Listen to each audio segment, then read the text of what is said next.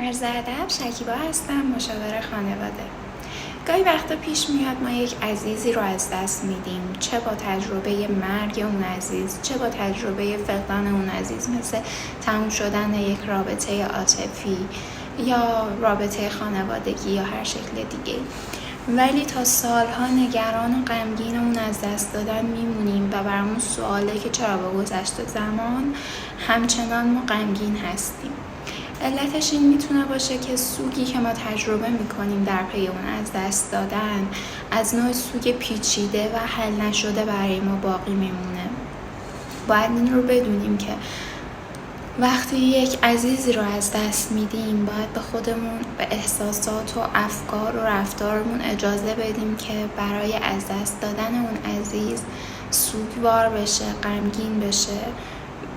هم حس غم داشتن رو باید تجربه کنیم، هم رفتار گریه کردن رو باید داشته باشیم، هم ممکنه روی شناختمون تاثیر بذاره و افکار ناراحت کننده ای مدام توی ذهنمون باشه، از این افکاری که کاش اون عزیز همچنان اینجا بود.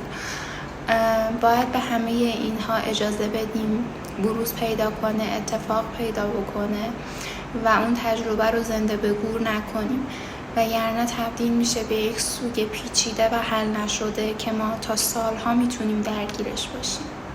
اگر شما عزیزی رو از دست ندادین، قطعا یکی از خوشبخت‌ترین آدم‌های دنیا هستید، ولی اگر این اتفاق براتون افتاد حتما با خودتون مهربون باشید، با خودتون همدلی کنید و اجازه بدید که اون دوره به درستی سپری بشه. موفق باشید.